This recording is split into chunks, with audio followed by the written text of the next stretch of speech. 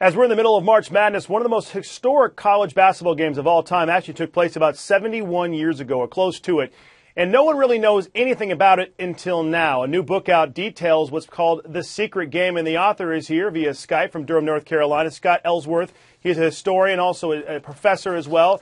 And Scott, I have to tell you, I love sports. A lot of people do. And this game really wasn't known by a great majority of Americans, and it really does kind of give you a peek into what it was like back in the 40s when it comes to race relations, and really the first chance for whites and blacks to start playing sports together.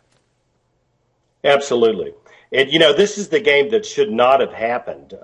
This happened in 1944. This is 10 years before the Civil Rights Movement, 3 years before Jackie Robinson desegregates Major League Baseball. But in the South, in the segregated South, there was a secret, illegal, integrated college basketball game held in a locked gym on a Sunday morning in Durham. Yeah, I mean, what's so amazing about it is you go through your book and the whole story. Obviously, it took a lot of research, and we'll get into that in a moment. But just as the story goes itself, and we don't want to give up too much, but what's so amazing about it is the team from Duke, which was a team of medical students, which had beat the Duke varsity and really was considered to be, if not the best, one of the best teams in the country, played the school, the all-black college school, in this locked gymnasium, and they got beat they got creamed, really, the best way of putting it. They got knocked out. Well, they did, and one reason they got knocked out is because the coach of North Carolina College was John McClendon. John McClendon is one of the great innovators in all of college basketball. He was James Naismith's last student at the University of Kansas, but he had developed this new high-speed, fast break, this full-court pressure defense, and a whole new way of approaching basketball. In fact, his team that year was the highest-scoring college basketball team in the entire United States. Like a run-and-gun type of offense before it became the popular phrase in the 80s and 90s.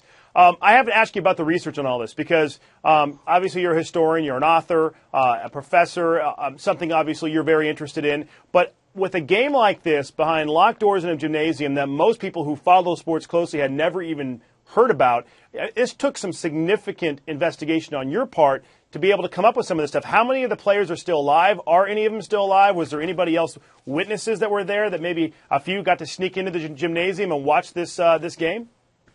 Well, I got very lucky in finding out about it, and it took about 20 years of research, to tell you the truth. But there are two players that are still alive. Both are on the Duke medical team. It's a military medical team. But I spoke with everybody over the course of the past 20 years who was either at the game or saw the game or was a part of it. So I had a good core of people who were there at the time, and these were just wonderful folks in their 80s and 90s. Almost all of them are gone now, but who really opened up to me and told me the story. Obviously, this was at the height of racial tensions in the country. But what it also shows, and I think we're hearing this from other stories as well, for not only in sports, but just throughout the society, is that the majority, or at least a lot of people in this country, really felt there should not be the segregation that existed. For example, the Duke players borrowed cars, took unusual routes to get to the gymnasium. And you've heard some of these other stories when it came to Jackie Robinson and other people who broke color barriers about how a lot of people in this country really wanted to get the sides, to get the races together, but they had to circumnavigate a lot of societal, scary things that were going on in society, really, to be able to make this happen. And this was true in this game as well. Absolutely. You're exactly right. That was one of the things that really surprised me about this. In the South in those days, if you crossed the color line, you took great risks and could put your life in danger, or certainly your freedom. But there was a whole generation of people in the South, black, white as well as black, who were starting to push back against segregation, taking chances. And this is really the forgotten precursor to the Civil Rights Movement. When the Civil Rights Movement comes 10 years later, it stands on the shoulders of these people who were already pushing back and trying to create a new and better country. Scott, we're seeing the aftermath now, 71 years later, but what was the immediate aftermath then? Was this pretty much a secret? Obviously, the game was a secret. That's the title of the book. But, I mean, was there anything that kind of maybe came out of this, that sprung from this after this game? Well, it certainly changed the lives of everyone who was in this game. It changed their minds.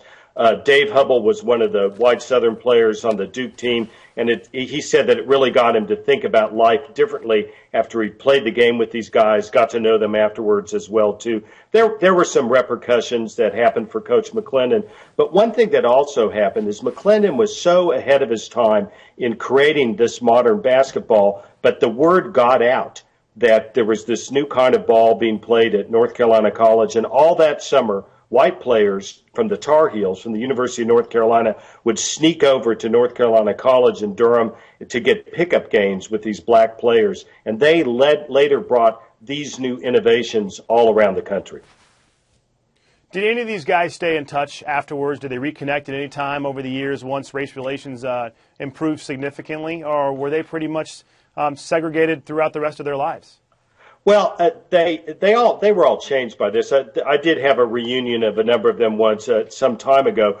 But, Dave Hubble, after he played in this game, and he had been on the Duke varsity, he later helped to desegregate a medical convention in Florida. He had an African-American tennis partner for the rest of his life. So he very much ended up in life in a different place than he had begun.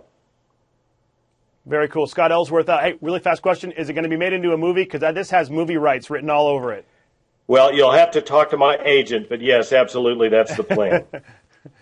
All right, Scott Ellsworth, great job. We look forward to getting other people to have a chance to read this book. The book is called The Secret Game. It's out now. You can see it about the secret game in North Carolina back in 1944 on a Sunday where a white team and a black team made history. Unfortunately, most people didn't know about it until now. Now you can too. Scott, thanks for joining us. We really appreciate it. Thanks, Adam. I really appreciate being on your show.